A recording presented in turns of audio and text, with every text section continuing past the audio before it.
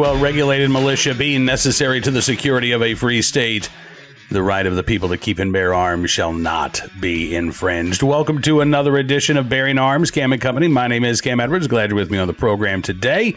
Hopefully you had a good Memorial Day weekend and are back at it for a 2A Tuesday. At least you have a holiday-shortened week. Hopefully a 4-day week for you. It was a frustrating morning with the Supreme Court once again taking no action on a half dozen cases dealing with Illinois' ban on so-called assault weapons and large-capacity magazines. The court didn't deny cert to those cases. They didn't grant cert to those cases. They just sort of kept those cases around for at least another week. What does that mean? Well, we don't know. And of course, the deliberations in conference are behind closed doors and no public comment is made. So we can mindlessly speculate or maybe semi-mindfully speculate about what's going on. I've got a VIP piece at Bearing Arms throwing out one possibility that wouldn't be the worst news for gun owners, actually. Still wouldn't mean the Supreme Court would be granting cert to the Illinois cases right away. But I don't know. You can check that out if you're a VIP member at bearingarms.com. And if you're not yet a VIP or VIP Gold member, just go to bearingarms.com/subscribe. Use the promo code SAVEAMERICA, and you can get 50% off of your VIP or VIP Gold membership. You'll get exclusive content, like the story I just mentioned. You'll also get an ad-free experience. You'll be able to comment on stories, and you'll be supporting the independent pro-Second Amendment journalism that we're doing at Bearing Arms. So thank you again for your support. Now, on today's program, we are not talking about the Supreme Court. We're talking about gun ownership and really the expanded universe of gun ownership in this country. You know, really, I think it even predates the great gun run of 2020 when, we saw gun sales soar to record highs. I think going back a decade or more, we really have seen a small de-democratization of gun ownership in this country. It may be that majority of gun owners are still, guys who look kind of like me, right? Rural Americans, over the age of 40. Don't necessarily all have to have beards or bald caps or a bit of a belly, but whatever. But we are seeing more women become gun owners. We are seeing more minorities become gun owners. We are seeing, I think, a normalization of gun ownership, despite the best efforts of the anti-gunners to denormalize gun ownership and denormalize the exercise of our Second Amendment rights. I think those efforts are failing. And I think that we are seeing more Americans from all walks of life embrace their right to keep and bear arms. David Yamane, who is a sociology professor at Wake Forest, is one of those individuals. Not a stereotypical gun owner, at least not what one would think a stereotypical gun owner would look like or vote like, right? But David, who is a self-professed liberal gun owner, I think is doing a lot to blow up those stereotypes and to show just how outdated they are. He has a new book coming out in just a couple of days called Gun Curious that is both sort of his memoir of becoming a gun owner and becoming a super gun owner, his Second Amendment journey, if you will, as well as taking a look at sort of the what he calls gun culture 2.0. It's a great book. I will tell you this. I think that this is an audience or a book that was written for two audiences in mind. One, existing gun owners, most of whom are probably going to be conservative, right? But also non-gun owners, many of whom may be liberal, who might, again, be sort of curious themselves about either exercising their own Second Amendment rights or curious why somebody like David would choose to exercise his. So I had the opportunity to sit down with David Yamane very recently to talk about the new book and talk about his experience. It was a great conversation. I hope the first of many to come. And I'm looking forward to sharing it with you. Take a look and a listen. David, thank you so much for coming on the program, sir. It is good to actually meet you virtually here. Yeah, well, thanks so much for having me. And as I was saying, it's remarkable that we've never met face to face before in all these years, given the number of people and places we have in common. Right. Yeah. Reading your acknowledgments in Gun Curious, I was like, I know that person. I know that person. Hey, I know that person, too. And so I got to say, I have not had a chance to finish Gun Curious, but I'm about probably halfway through the book, and it's fantastic. And And what, when did you decide that you wanted to share your story, but also share some of the information that you have gathered over the past, 10 or 12 years? Yeah, well, I started the project just as a sociologist, and I thought I was going to investigate sort of people who were carrying firearms concealed, what that was all about. And then I realized that that was part of a much broader culture that was going on in American society under this label of gun culture 2.0 that I stole from Michael Bain. But all along, I was really just imagining it to be an academic project. So publishing articles and book chapters, and then writing a book based on my analysis. But in the first go round with an academic publisher, there were some people who weren't comfortable with how much of my personal voice I had put in, even in that kind of limited way. And that made me think, well, maybe I shouldn't be just trying to write another academic book that 40 of my best colleagues will buy, but really that maybe I have a story that is of interest to a broader audience. And I gave a talk at the National Firearms Law Seminar in 2019, telling my story of becoming a gun owner and some of the lessons I had learned. And it was so well received that just gave me confidence that there was an audience for a book that told the story using my sociological observations, of course, but really centering my own personal story at the heart of the book. And so that's what I put out in the form of Gun Curious. And it was an evolution. It was nothing that I thought I was going to do from the start. And I still don't know fully how that's going to be received, because it's not a form of writing I've engaged in before. So I'm optimistic at this point that people will appreciate understanding something about the broader culture, but really told from my own personal perspective of becoming a gun owner and maturing as a gun. Well, I will say that one of my favorite questions to ask people is just, how did you become a Second Amendment supporter? Because there's always an interesting story behind that question. And, some people say, well, I was born and raised in a family of gun owners. It was just always a part of my life. And then you have people like you and me who really were adults when we, embraced gun ownership. I mean, you write about your very first experience shooting when you were a kid. And it wasn't a great experience, right? It was that moment of, what did I just do? When you're out there with your BB gun and just blinking around, and you realize, oh, this is actually not a toy. This is more powerful than I realized, right? Yeah. Yeah. I would, like a lot of kids, we were just out, being kids and shooting a BB gun and shooting at whatever we could see, cans or rocks or the water. And, I was showing off for some of my older friends, and I saw a bird sitting on a branch across this pond, and I just took aim and I shot it, and somehow I hit it and it just fell dead. And, it just made me feel sort of sick in that moment. It wasn't anything I was intending to do.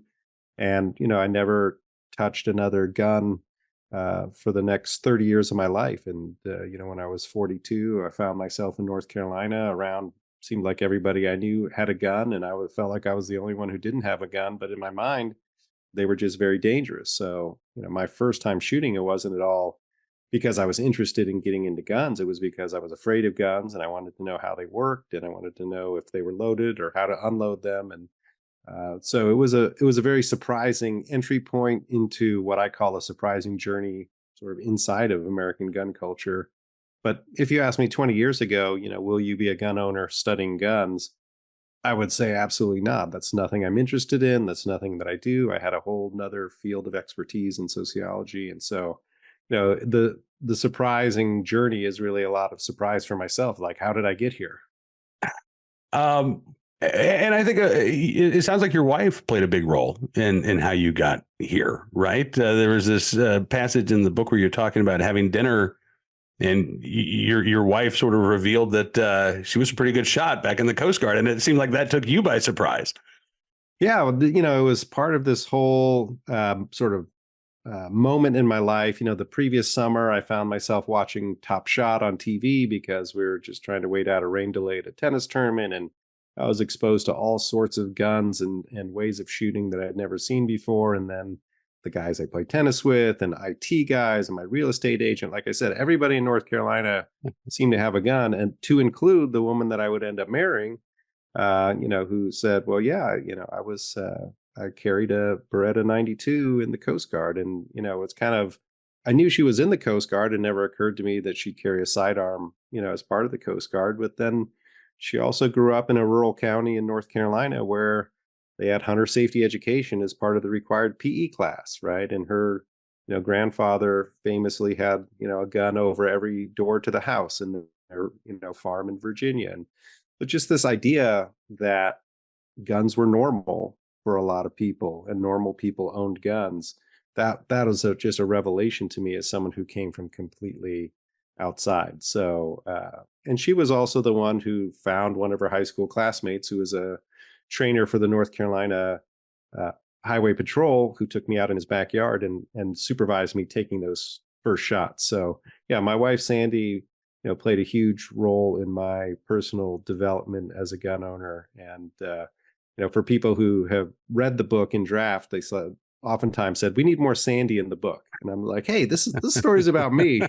But she's a wonderful person and a great character and a kind of model of responsibility and empathy. So And again, I mean, I think so many people do have that, particularly those folks who did not grow up around firearms. There is oftentimes that one person, and maybe it's a teacher, maybe it's a friend, maybe it's a spouse, but there's somebody in your life that allows you, who doesn't have any experience with firearms, to feel comfortable saying, okay, teach me. I want to know more.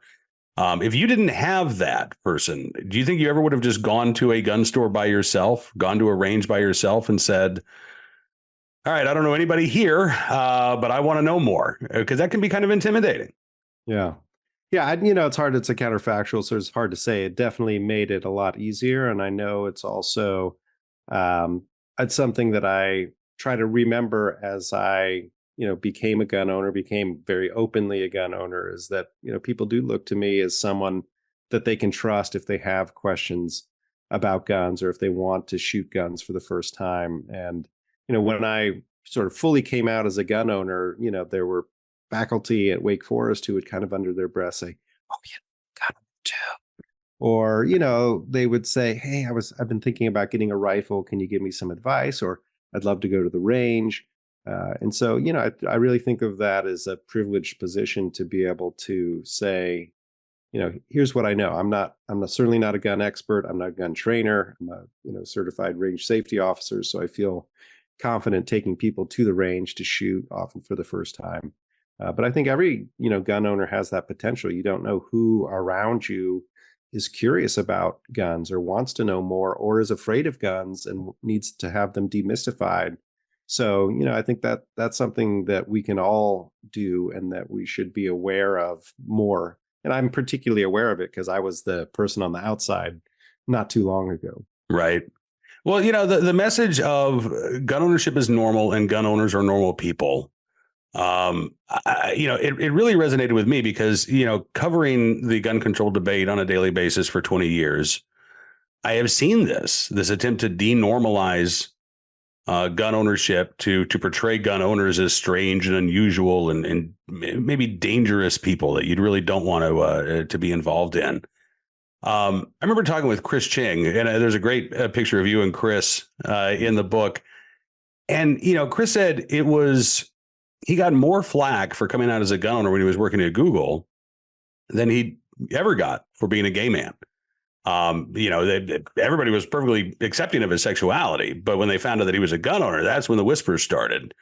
I'm curious, you talk about North Carolina, everybody owns guns, but you do work in academia, which is one of those places where we think, well, maybe there's not a lot of gun owners there. What was the reaction? You talked about some of those folks who quietly said, hey, I own a gun too. Mm-hmm. But were you concerned? And what was the reaction when you sort of came out as a gun owner within the academic community? Yeah. Well, one of the things to appreciate about this project is that I started it, after I already had tenure, and I was almost, promoted to the rank of what we call full professor, which is the highest rank. So you're fully promoted. And, I was therefore safe in doing basically whatever I wanted as long as it had a legitimate academic purpose and wasn't immoral.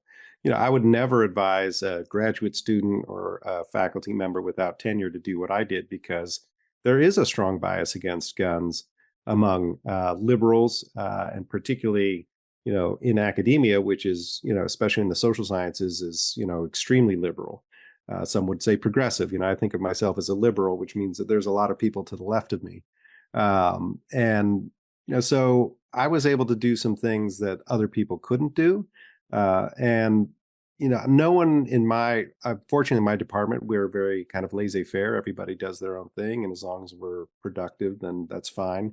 But it's hard to know, like, if you're being shadow banned, right? If you're on social media, you think you're not, that people are receiving the message, but they aren't really. And, I think there are certain ways in which I feel that within the academic community that, people are respectful, and, they know that I'm out here, but I'm really working on the margins of the field. And you would think that an idea that guns are normal and normal people use guns is fairly uncontroversial, almost a trivial statement, right? But it's something that I think is a bit of a harsh reminder to people who only look at guns from the perspective of what's the worst thing that could happen. And I think it's been embraced by a lot of gun owners because it's not something that they hear often said, from someone in my position. So I didn't intentionally think like, oh, this is a great idea. It almost came out unintentionally when, I was on a podcast, and the host asked me, what's the most surprising thing you've learned so far? And I said that, well, gun owners are people too. And, again, a trivial statement, but if you just read a lot of the media, as you mentioned, gun control advocates, gun violence prevention advocates, or what's coming out of the university, you don't at all get that sense. So, Yeah. so It's, that, I was going to say, it's interesting to me because, obviously I've known that gun owners are people for a while. But one of the great things about being a gun owner and being a part of the Second Amendment community, from my perspective, is that I've had a chance to meet people. It's, I could almost say, oh, liberals are people too, or progressives are people too, because gun ownership has allowed me to meet people who I never would have hung out with. I never would have had conversations with. And the commonality is our gun ownership. It is our support for the Second Amendment. I've called the Second Amendment the last big tent political movement in the country. And maybe a better phrase is this: the last big tent sociological phenomenon in the country, because it really is where you can find people from, all walks of life, all backgrounds, all different kinds of experience, political persuasions. No matter how you want to slice or dice us, you're gonna find gun owners, and however narrow a slice of the demographic you're looking at. yeah, this is, I was just at the National Firearms Law Seminar again last weekend in Dallas, and they asked me to talk about the lessons I learned in my journey in gun culture, which is the subject of the conclusion to the book. And the last of the 5 conclusions, really talks about needing to have civil conversations around the issue of guns. And really, my sort of final point I tried to make was finding that commonality with our fellow citizens and recognizing them as such. And certainly becoming a gun owner got me well outside of the blue bubbles that I was very comfortable with for, all of my education and professional life. And I truly met people who I never would have met otherwise, other than for the fact that we were sort of traveling in this same, gun world. People who, come from different demographic backgrounds, cultural backgrounds, certainly ideological backgrounds. And, that can make you a little uncomfortable, but if you can sort of manage that discomfort of being around people who are different than you, then you both learn something. We don't learn anything from being around people who are just like us. And, it also helps us to recognize that commonality. And then, I mean, I think I talked to Michael Bain for a while at the NRA meeting, and he and I probably agree on nothing else about the world other than, the fact that we're gun owners. But we can agree on that, and we can disagree about everything else, there is, and we can smile and shake hands and recognize our common humanity and common citizenship. And that's, for me, that's a big thing that we need to do more of going forward.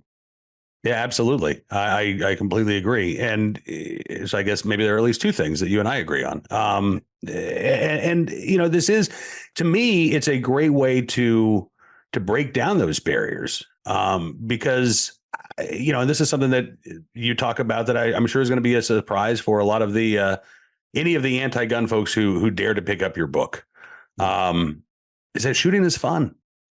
It's fun. That's why a lot of people do it, right? We might own firearms for self-defense. We want to protect our family. That's, a big component of gun culture 2.0. But it's fun. I mean, you and I, before we hit the record button, we're talking about sporting clays. And, we both said, we're not all that great at it, but we have a good time, right? And that to me, I think, is something that a lot of ardent opponents of gun ownership or big supporters of gun control, they just can't wrap their head around. Why do you want to own this gun? It's just to kill people. Why do you want, why would you do this? And they can't really get the fact that, there's a sense of accomplishment when you go out and you shoot better than you were expecting. When you can see the improvement that you're making. Right. But also just, again, to be around friends or even strangers and to find that common ground. And all of a sudden now you're laughing and you're sharing experiences. It's just, what's wrong with that? Again, that's something that normal people do all the time. Why can't we do that with firearms too? Yeah. And, one of my, I don't know if I'd call it a regret, but it's certainly because I entered the project really looking at defensive gun ownership, that sort of weighs heavily on the entire book. But there's a lot in the book that is really just about, how shooting is fun and how it's social and how generous gun owners were to me when I was getting involved in the community. And it is something that we sometimes forget or take for granted, especially if you're, defensive gun ownership is a serious thing. It's a serious moral and ethical choice that people make, but it's not the only reason that people get into guns. It's not a reason that people stay involved in guns. So if I have time and energy to do another book on guns, I do want to sort of branch out and pick up on some of those other aspects, the gun culture 1.0 things, right? Recreational shooting, hunting, collecting, because, I went into this first shooting experience frightened. I came out of it saying, that was fun. So, my first decision wasn't to go out and get a gun to carry concealed. It was, hey, my wife and I went and borrowed her father's shotgun and we went out and shot some trap. From there, obviously it expanded out, but certainly most of the shooting that I do these days, it is for fun, as well as kind of training to make sure my defensive skills are up to speed, but even that can be fun. Right. So absolutely. Yeah. And, and it's interesting because in your book, I mean, the first experience that you talk about where you kind of had that, I don't even know if you'd call it a light bulb moment, but at least that moment of, would I have been better off if I had a firearm? And again, I think this is a comment to a lot of people. You're in a position where all of a sudden you don't feel safe. You don't feel secure. And you don't like the way that feels, right? And so then you start thinking, okay, what can I do to change that? And so that very serious moment, a few pages later, you've now progressed to you and your wife going out to a shoot at a farm in rural North Carolina, and you're driving down the dirt road and you get out there and you had no idea what to expect, right? But it was this, was that sort of your introduction into the Second Amendment community, where here are a bunch of gun owners and they're, oh, you want to shoot my gun? Here, shoot my gun. You want to, was that the first time that you had been exposed to something like that? Yeah, the other types of things were much more on a smaller basis, initially, speaking to people, and then my first shooting experience just with Sandy and her friend Jimmy. Then I spent a lot of time online listening to podcasts, reading, being in forums. So I had a sense that there was this broader world. But in terms of, face-to-face interactions, it was at this invitational shoot out on a farm that my wife got invited to because she was the plant nurse at Ingersoll Rand, and a bunch of, folks who were involved worked there. So, I had all of these not terrible. I had all of these negative ideas going in that, it was just going to be a bunch of people standing around in a cow field, just shooting aimlessly. And it couldn't have been, further from the truth. There were range safety officers there. There was a safety brief. We signed releases. People formally and informally policed the line. And that, I think, basic level of safety that is very common, within almost every shooting situation I've ever been in, creates a level of comfort so that you can actually enjoy what's happening in the moment. You're not worried about what some, idiot next to you is doing with their gun. Right. But yeah, I had the opportunity to shoot, 50 caliber rifle, FN Scar, World War II era, Mosin Nagant. And, people couldn't have been more welcoming and more friendly to me. If you were there, people assumed you were there for a good reason. And, we all had an amazing time. So that, and what I say in the book is like, nobody knows how much of this happens out in the world because, you know, what do they say? Plane crashes is news. Plane lands safely is not news. And so, all of the tens of thousands, hundreds of thousands of rounds that are fired every day and every weekend, safely and enjoyably, just don't make the news. And so, I think that a lot of what I tried to do is just bring a little bit of light to those kind of moments in this book. One of the other things that you talk about is the fact that guns are treated differently. You bring up alcohol. 100,000 alcohol-related deaths in this country every year, and the prohibition movement. It's come and gone, right? I thought about this extensively. 2 years ago, last April, my oldest son passed away because of acute alcoholism. And as I was processing my grief, I thought to myself, well, why am I not angry at the liquor companies? Why am I not angry at the liquor store? Why am I not, out there wanting to stop people from drinking? And I came to the conclusion that, it was because I don't think it would work. I don't think it's, the same attitude I hold basically towards gun control laws. I don't think that they're effective. I don't think that they're practical. But that doesn't mean that I don't understand the pain of somebody who has lost a loved one to a homicide or a suicide. I just don't think that gun control is the answer anymore than I think that prohibition is the answer to reducing the, far too high number of alcohol-related deaths in this country. But why do you think it is that guns are treated so differently? Because again, I mean, you look at the number of suicides and homicides in this country, and it's about half that of alcohol-related deaths every year. Mm-hmm. So why aren't we having calls for, bans on high-capacity bottles of booze or, high-test alcohol? Why do you need 100 proof? Why is there this difference between these two objects and these two items, you think? I think that, for a lot of the people who are, very much in favor of regulating guns because they're dangerous, they don't have a lot of personal experience with the ways in which guns can be safe or not dangerous. Whereas they have lots of experience with ways in which alcohol can be used safely and responsibly, right? So, they may, draw their Moms Demand Action posters while they're drinking Chardonnay, or the New York Times editorial board drinks cocktails in Brooklyn while they're writing their anti-gun editorials, or, that people recognize that you can responsibly drink alcohol, even though some people have an issue with that or problems, with responsible alcohol consumption. And so there's just not an experiential recognition that the same could be true for guns. I think that's like the very heart of the matter. And I came up in the 1980s. The anti-drunk driving movement was huge at the time. Mothers Against Drunk Driving, Students Against Drunk Driving.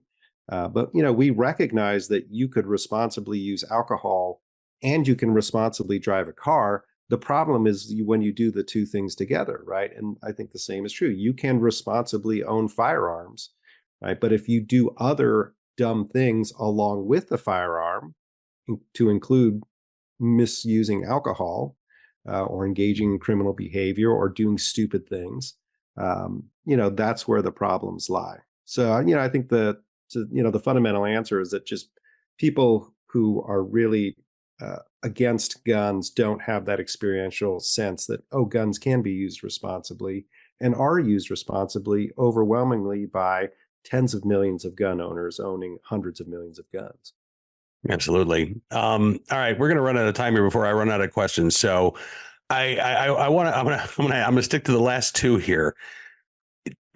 Do you talk about gun culture 2.0? I'm not convinced that we have a gun culture in this country. Do you see, is it fair to lump in you with, let's say, the 17-year-old in Virginia who the rapper who just shot himself on Snapchat while playing with a gun and recording a video? Is that the same? Are you both part of the same gun culture, or are we talking about different subcultures within gun owners or within gun ownership? Yeah, again, another regret of using this concept of gun culture 2.0 is it can be seen to say that's all that gun culture is. Mm-hmm. My argument is really that there's always been a gun culture in the United States, and it's just sort of evolved. The center or the heart of the gun culture has evolved over time, but all of the pre-existing gun cultures are incorporated into contemporary gun culture, right? So there are people for whom guns are simply tools that you use because you're a farmer or a rancher, right? They have no recreational or symbolic value. But then you also have hunters, you also have recreational shooters, you also have collectors, and you have defensive gun owners. And many people are gun owners for multiple reasons. So, the gun culture 2.0, idea, like all, I think, concepts, reduces the complexity of the contemporary reality. Mm-hmm. And this isn't even to talk about criminal subcultures, right? There are Right. criminal subcultures that exist out there as well. There are, irresponsible subcultures of guns. I remember a reporter one time called me and he asked me about this thing that was happening on social media where people were shooting a White Claw out of their hand. And he's like, tell me, like, what is going on here in gun culture? And I was like, people do stupid things, right? People do stupid things with guns, and people do stupid things for social media. There's not a bigger story here than that, right? And so, sometimes the most seemingly glaring examples of stupidity in gun culture aren't really part of gun culture at all, I don't think. Yeah. All right. So the last question, you talk about your own experiences as a liberal gun owner. We've got organizations now like liberal gun owners who are actively getting involved in litigation. I think they're part of the California Rifle and Pistol Association's lawsuit challenging SB2. And I love this. I have always maintained that the Second Amendment is a right of all Americans. You don't have to look like me, think like me, vote like me to exercise your Second Amendment rights or to support your Second Amendment rights. And frankly, I would love it if we had pro-gun Democrats and pro-gun Republicans that I could choose from on the ballot. Do you think that what are the challenges to getting to breaking that, sort of lock grip? Because it is, I think, fair to say that, most Republicans are opposed to gun control. Most Democrats support gun control, at least the politicians. I'm not so sure that that is necessarily the case when we get down into the voters. But do you have any hope at all that we are going to see maybe a return to the blue dog Democrats, a return of pro-gun Democrats who can say, you know what, I'm not interested in banning hardware. I'm not interested in going after, your ammunition or making it more expensive for you to exercise your right. There are other ways that we can address violent crime without impacting the Second Amendment. I think there is a liberal case to be made for the Second Amendment and for, all kinds of programs that can reduce violence. But I'm curious if you're hopeful or optimistic that or pessimistic that might, be happening here on the left politically. Yeah. I mean, I can't say I'm optimistic. I mean, we're in among the most polarized times I've seen in my 56 years of life. We have a real issue at the local level in terms of a lot of districts, electoral districts being highly gerrymandered. So you don't really have to try to work with people on the other side. You can just play to the most extreme parts of your base. So, I think that, going forward, the official Democratic Party line is going to be pro-gun control. which I think is unfortunate. And the only thing I see really sort of making that change is if people start to realize that this is not a winning issue for Democrats, right? If you think about back in the 1990s when the assault weapons ban went into place and then Republicans took back the House. And, I think a lot of Democrats said, whoa, we need to kind of rethink our position on that. But, I think Democratic Party leadership is really strongly bought into, certain types of gun control, particularly assault weapons ban. And until that proves to be a political loser, I think that there's no real motivation to move away from that. And for someone, like myself, who's a pretty orthodox liberal, it becomes very difficult because I can agree with the Democratic Party platform on a lot of issues, and really profoundly disagree with it on one issue. And it's I don't know, how there's no single way to resolve that. But if you're just a gun voter, it's a lot easier. If your guns are among the issues that you care about, then it just becomes a lot harder. And I look at, what's happening in places like Louisiana and in Texas, and I think, making good moves on certain issues and I think terrible moves on other issues. So you really do feel kind of politically homeless. And that's why, groups like Liberal Gun Club, Liberal Gun Owners are growing in numbers because people want to have a place where they do feel, somewhat more at home. Whereas, the NRA meetings that I was just at, where there's a lot of, wonderful people, it still does have, the feeling of being a bit of a conservative or Republican political organization. And so, that makes you feel a little bit less comfort if you come from the liberal side, as I do. I can see that. I will tell you that I spoke with two of the NRA board members on the reform wing, let's say, of the board this week. And one of the questions that I asked him was, do you want to grow the organization beyond just the conservative base? And both of them said yes.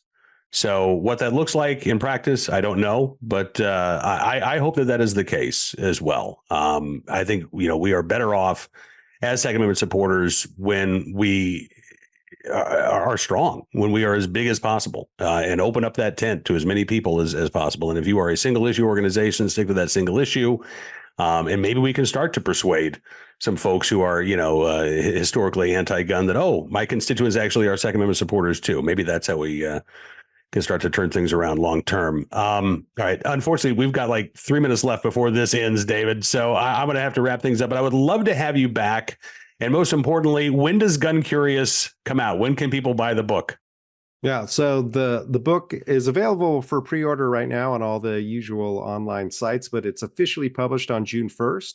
And I saw that Amazon will be shipping books out on June 1st, so people should be receiving them shortly after that. So I'm really excited. It's been a long process, difficult publishing process to get the book out to people, but I hope that people, regardless of whether they're, gun curious, gun skeptical, or gun enthusiasts, that they find something in the book that either makes them think or makes them smile. Listen, I will say, when I started reading this, if you are, if you're a longtime gun owner, you might look at the glossary of terms and say, I don't need to know this stuff. But I think it's fantastic that you wrote a book that really, I think, should appeal to everybody that you just described. The gun skeptics, the gun haters, and the gun lovers out there. I think there is something to take away from your book, no matter what your perspective is going in. So I would encourage our audience, who I suspect is like 99.9% gun owners, pick up David's book. It is a fantastic read. In fact, I need to finish it this weekend. I'm looking forward to having a few hours to sit down and just finish off the rest of Gun Curious. But David, thank you again for coming on the program. I hope this will not be the last time we get a chance to talk. Yeah, I'd love to talk to you again, and definitely hear some of your critical comments about it, because I don't grow and mature as a gun owner and as an author without hearing those critical comments also. All right. Well, I don't have any so far, but next time I'll see what I can come up with. All right. Sounds good. David Yamane, thank you so much for coming on the program today. Gun Curious comes out June 1st. But, I will say this. as somebody who published a book like 10 years ago, it's always good if you can get those pre-sale numbers up, because that's when the, matters for the bestseller list and stuff like that. So you don't have to wait until June 1st. You can go ahead and buy the book now.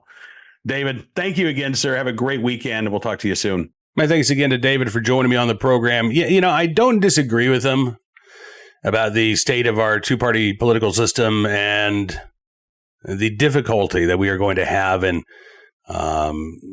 getting the Democratic Party to be less anti-gun. But I still believe that it's important for Second Amendment organizations and gun owners to make that effort. Certainly the gun control advocates are doing that, right? And they know they're not going to convince a majority of Republicans to abandon support for the Second Amendment. But if they can peel away even 2, 3, 4, maybe 6 Republicans in the House of Representatives, 1 or 2 senators, they know that their job becomes so much easier. And the same arithmetic applies when it comes to supporting and strengthening our right to keep and bear arms. A decade ago, I think 1 in 4 Democrats in Congress were A-rated by the NRA. I don't think there's a single A-rated Democrat today.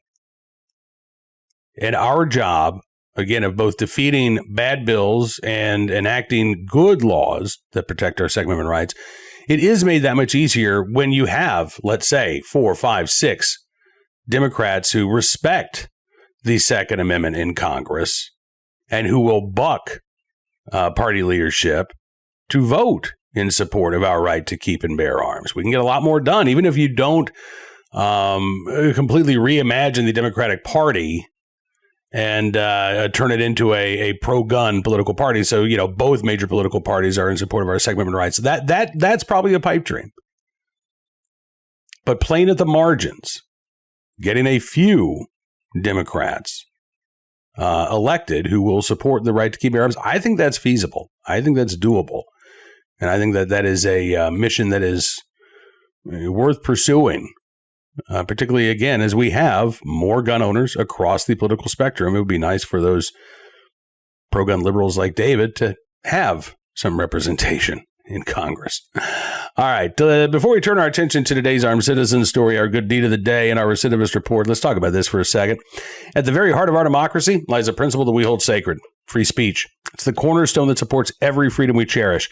Yet in today's digital age, discussions about our wealth, our rights, and our future are being silenced or overshadowed in mainstream narratives, leaving many feeling voiceless in conversations that are crucial to our financial independence and security. This is where Wealth Protection Research steps in, armed with a mission that's never been more critical. Wealth Protection Research is not a financial advisory firm. They're defenders of free speech, committed to giving a voice to the silenced. Wealth Protection Research tirelessly seeks out financial experts, the voices that challenge prevailing narratives, especially as we navigate the uncertainties of the 2024 election. Wealth Protection Research has created a 2024 Election Wealth Protection Report. This free report highlights the 3 best ideas for protecting and growing your money heading into the 2024 election. It contains ideas the mainstream media won't touch, and listeners can get it completely free. Just text IDEAS to 76626 to claim your free copy. If you believe in the sanctity of free speech and the importance of financial freedom, then act now. Text IDEAS to 76626 to claim your free copy of this 2024 Election Protection Report. It's time to widen the scope of what we're told, to hear the ideas the establishment doesn't think you can handle, and to take control of our financial destinies. Text IDEAS to 76626 to claim your free copy. All right, now let's turn our attention to today's Armed Citizen story, our good deed of the day, and our recidivist report. We'll start there with a case out of Jackson, Mississippi, where a man wanted for murder in connection with a missing persons case has a long criminal history and is actually still out on the streets despite a conviction in federal court. Well, a guilty plea in a federal court not long ago. Tanari Moore, there's a warrant out for his arrest for the murder of Larry Reynolds. Jackson police opened an investigation into Reynolds' disappearance last Friday. On Saturday, 2 women were arrested and charged with accessory after the fact, and a warrant again issued for the arrest of Tanari Moore. According to WLBT in Jackson, Mississippi, the news comes months after Moore pleaded guilty to violating Title 18 of the U.S. Code, prohibiting convicted felons from shipping, transporting, possessing, or receiving firearms or ammunition. So he pleaded guilty to being a felon in possession. U.S. District Court Judge Christy Johnson had originally scheduled his sentencing for June the 5th, but on May the 20th, she postponed that sentencing without giving a new date. So he's already pled guilty. And rather than being kept behind bars until his sentencing and maybe apply that time to his sentence. So listen, you we're going to sentence you to 2 years, punishable by up to 10 years, but the maximum sentence rarely happens. So let's say sentencing you to, 24 months in prison. You've been in custody since you pled guilty. That was 6 weeks ago. So we're going to take that 6 weeks. We're going to apply it to that 2-year sentence. So you'll get that, you've already served 6 weeks of your sentence. They didn't do that. The judge just let more go and said, show up, when we tell you it's time to report for sentencing, which is kind of crazy. According to WLBT, Moore has a long criminal history, pleading guilty to manslaughter in 1996. He got a 20-year sentence, all 20 years suspended, and instead he was sentenced to 5 years of probation. According to the Clarion Ledger newspaper, Moore, who was 19 at the time, shot and killed a man at a boarding house in Mississippi. While he was on probation for that crime, Moore was charged again in 1998, this time for one count of conspiracy. Apparently not sentenced to prison for that crime. In 1998, he was charged with 3 more criminal counts, including 1 count of conspiracy, 1 count of possession of a controlled substance. In that case, 2 years in prison on conspiracy and a second unknown count. The possession charge basically resulted in probation. He's been arrested for assault on a law enforcement officer. He's been charged with armed robbery at one point. And apparently in 2021, that's when DEA agents found cocaine, a loaded handgun, a hunting rifle, and, quote, various calibers of ammunition during a raid on his home. Now, interestingly, WLBT reports that court records indicate that the case is tied to 2 other federal matters, one including involving the former sheriff of Hinds County, Mississippi, Marshland Chrysler, and former Jackson police officer Torrance Mayfield. Chrysler also served on the Jackson City Council. He's pleaded not guilty on charges of bribery and selling ammunition to a convicted felon last spring. There's a pretrial conference in his case scheduled on June the 10th. Mayfield charged in connection with selling a gun to a convicted felon in October of 2021. He was granted a $10,000 bond. Moore was granted a $10,000 bond in February. The individual who's now wanted for murder, given a $10,000 bond back in February. And apparently that's what's allowed him to remain free all this time, despite the connections to ongoing cases. And again, despite that guilty plea for a federal crime. All right, on to today's armed citizen story from Auburn, Washington, where a carjacking resulted in the victim being shot, but the attempted robbers face return fire as well. Yeah, this was a scary incident. And, listen, we talk all the time about carrying a concealed firearm. It's not a suit of armor. It doesn't guarantee that you will never be accosted. It doesn't guarantee that you will survive every encounter. It doesn't even guarantee that you'll be able to use your firearm in self-defense. But at best, it gives you a fighting chance that you would not have otherwise had. And it sounds like that's what happened in Auburn, Washington this morning. Woman was sitting in her vehicle outside of an Auburn Walmart. 2 guys show up, apparently, armed, demanding the woman's property. According to the Auburn Police Department, she drew a gun and she shot at them. The woman was shot, thankfully suffering non-life-threatening injuries. The 2 suspects ran away. Canine unit searched for the suspects. They were taken into custody. Drones, a helicopter, and canines assisted in the search. Don't know if they were injured in this carjacking either. But thankfully, the woman did survive this encounter, albeit with injuries. And now the suspects will face charges, albeit in Washington State, which is, gone a little loony when it comes to being soft on crime and hard on legal gun owners in recent years. Finally today, our good deed of the day, in the right place at the right time, willing and able to do the right thing. A woman in Norfolk, Virginia, who came to the aid of a man who had a heart attack as he was walking on a high school track. And over the weekend, they got the chance to reunite. So there on the left, Michael Johnson of Norfolk. On the right, Wendy Grafey. Johnson was walking on the track at Granby High School in Virginia. Good Friday, when he suffered a cardiac event and collapsed. Grafey, who didn't know Johnson at all, was just in the area, saw what had happened, and she ran over, was able to administer CPR for about 5 minutes until paramedics arrived. Johnson told WTKR TV that he just remembers waking up in a hospital. He said, well, I woke up, I heard all these stories about how this lady saved my life and everything, so I wanted to meet her. So Channel 3, WTKR, were able to affect that reunion between Johnson and Grafey. Johnson called Grafey an angel. She says she was just in the right place at the right time. She said, that day I did several errands after work I wouldn't normally do.